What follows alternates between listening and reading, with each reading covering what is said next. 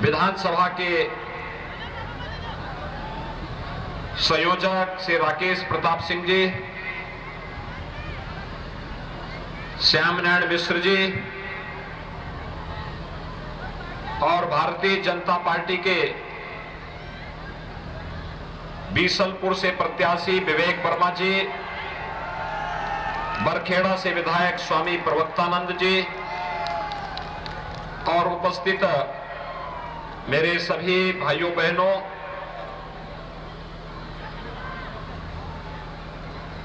मैं पीलीभीत किस पावन धरा को कोटि कोटि नमन करता हूं।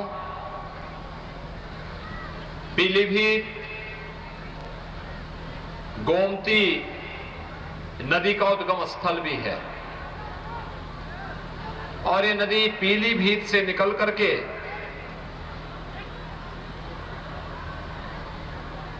लखनऊ मंडल की तमाम जनपदों को सिंचित करती हुई काशी के पास मां गंगा में गोमती का मिलन होता है। मैं पीलीभीत वासियों को इस बात के लिए धन्यवाद देता हूं कि इन्होंने उद्गम स्थल पर जहां मां गोमती विलुप्त हो गई थी, उस स्थल को फिर से श्रमदान के माध्यम से पुनर्जीवित किया है और आज न केवल गोमती की अविरल और निर्मल धारा पीलीभीत में, बल्कि पीलीभीत से लेकर के लखनऊ, सीतापुर लखनऊ होते हुए वाराणसी तक यह अविरल धारा आज भी बह रही है। भाइयों बहनों, आज जब मैं आपके पास बीसलपुर में आया हूं, हमारे वर्तमान विधायक श्री राम शरण वर्मा जी लगातार आपके लिए कई बार से इस क्षेत्र की समस्या को लेकर के लड़ते थे और उसका परिणाम भी आप सबको देखने को मिलता था। याद करिए 2017 के पहले प्रदेश की स्थिति क्या थी। प्रदेश में अराजकता थी, गुंडागिर्दी थी, लूट खसोट थी, हर तीसरे दिन एक दंगा होता था और यहां पर तो उस समय समाजवादी पार्टी का जो विधायक था कैसे रामलीला की जमीन पर कब्जा करता था, कैसे झूठे मुकदमों में यहां के नागरिकों को, भारतीय जनता पार्टी के कार्यकर्ताओं को प्रताड़ित करता था, कैसे किसानों का शोषण करता था, कैसे यहां दंगे हो जाते, छोटी छोटी बात को लेकर दंगे होते थे। लेकिन पिछले 5 वर्षों के अंदर आपने भारतीय जनता पार्टी की डबल इंजन की सरकार की कार्यपद्धति को देखा होगा। इन 5 सालों में प्रदेश में कहीं दंगा हुआ? इन 5 वर्षों में कहीं रामलीला के मैदान में कहीं कब्जा हुआ? भाइयों बहनों, कब्जा तो नहीं हुआ, लेकिन अगर कहीं पहले किसी ने कब्जा किया था, उस कब्जे से मुक्त कराने का काम हम लोगों ने जरूर किया है इन 5 वर्षों में। अभी मैं पूरनपुर से आ रहा हूं, इससे भी बड़ा मैदान वहां पर 2017 में जब हम लोग आए थे, उससे पहले 12 से 17 के बीच उस रामलीला मैदान में भूमाफियाओं ने सत्ता के संरक्षण में समाजवादी पार्टी के गुर्गों ने कब्जा कर लिया था। जब हम लोग 17 में आए तो हमारे यहां के चारों विधायक मेरे पास आए थे और भाइयों बहनों, हम लोगों ने उस समय ये तय किया था कि अगर बुलडोजर सड़क बनाने का काम करेगा तो अवैध कब्जों को मुक्त कराने का काम भी करेगा। रामलीला मैदान वहां कब्जे से मुक्त है, सुरक्षित है। एक बड़ा मैदान वहां पर रामलीला के लिए भी, जहां 1 लाख की भीड़ इकट्ठी हो सकती है और रामलीला के साथ साथ हर प्रकार के मांगलिक और सार्वजनिक कार्यक्रमों के लिए लोगों के लिए एक जगह मिल गई है, सुरक्षित जगह मिल गई है। ऐसी स्थिति पूरे प्रदेश के अंदर थी। भाइयों बहनों, याद करिए 2017 के पहले हर तीसरे दिन एक दंगा होता था, कर्फ्यू लगता था, महीनों महीनों कर्फ्यू रहता था, बाजार में बमबाजी होती थी, व्यापारी परेशान रहता था, महिलाएं असुरक्षित रहती थी, बेटियां स्कूल नहीं जा पाती थी। लेकिन 2017 के बाद आपने देखा होगा अब उत्तर प्रदेश में कर्फ्यू नहीं लगता, अब दंगे नहीं होते, अब बमबाजी नहीं होती। कर्फ्यू का स्थान ले लिया है कांवड़ यात्रा ने। और भाइयों बहनों, कांवड़ यात्री जब निकलता है तब बमबाजी नहीं होती, अब तो हर हर बम बम का नारा लगा करके कांवड़ यात्री निकलता है, शानदार तरीके से निकलता है। न कोई उपद्रव, न अव्यवस्था, न अराजकता, न गुंडागर्दी। भाइयों बहनों, मैं केवल आपसे एक बात पूछना चाहता हूं, 2017 के पहले आपको बिजली मिलती थी? बिजली के भी उस समय जाति हुआ करती थी, बिजली का भी उस समय मजहब हुआ करता था। बिजली की जाति और मजहब पिछली सरकारों ने तय कर दिया था। ईद और मुहर्रम रहेगी तो बिजली आएगी, लेकिन जब होली और दीपावली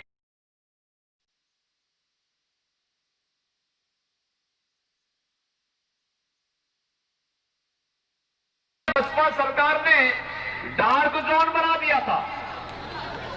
प्रकृति ने आपको अच्छी भूमि दी, अच्छा जल संसाधन दिया, लेकिन बिजली न देने के न कारण अंधेरे में रहने के लिए लोग मजबूर थे।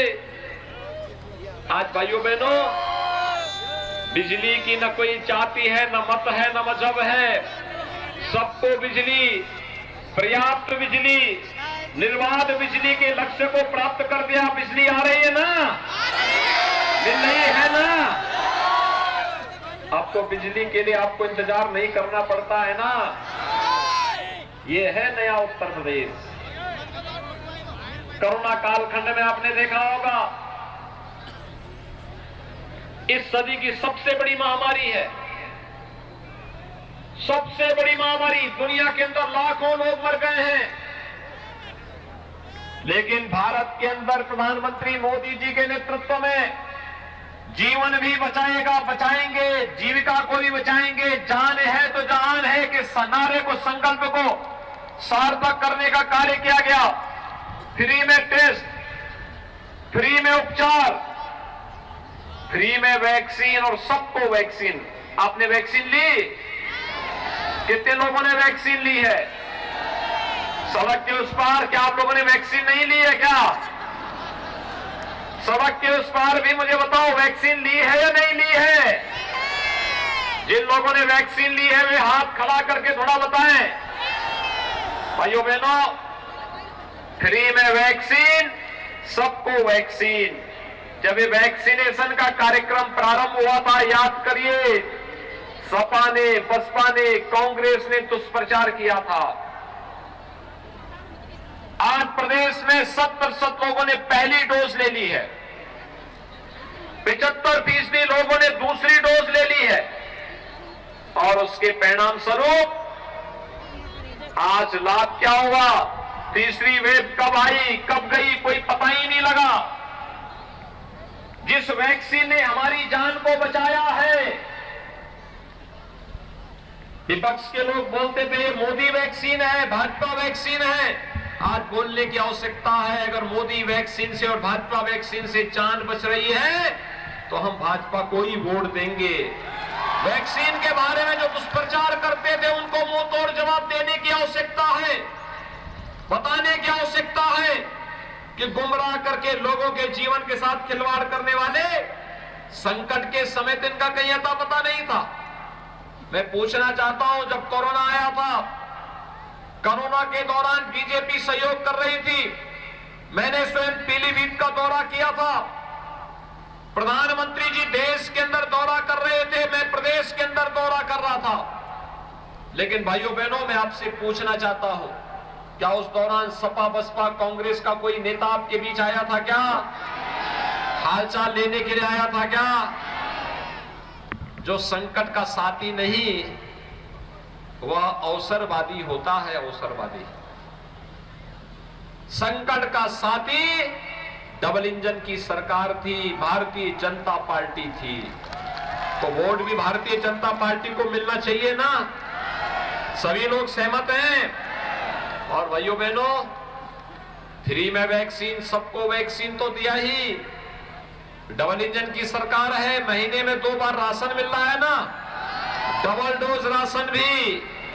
ये राशन पहले मिलता था फ्री में, सपा के ने कभी दिया? वे देते कैसे? ये बिजली का पैसा, किसानों के कर्ज माफी का पैसा, ये दवा का पैसा, वैक्सीन का पैसा, राशन का पैसा, ये सभी इनके गुर्गे हड़प जाते थे। और यही पैसा जाता था इनके इत्र वाले मित्र के घर में। इनके इत्र वाले मित्र को तो आपने देखा है ना। इत्र वाले मित्र के लिए ही हम लोग बनाए हैं बुलडोजर।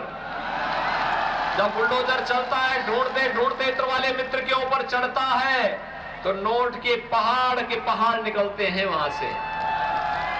और फिर वही पैसा गरीबों को फ्री में राशन देने में, वही पैसा बिजली देने में, वही पैसा वैक्सीन के लिए और वही पैसा बिजली के लिए भी हम उपयोग में लाते हैं। वे लूट रहे थे, हम जनता का सहारा बनकर के जनता को सहयोग करते हैं।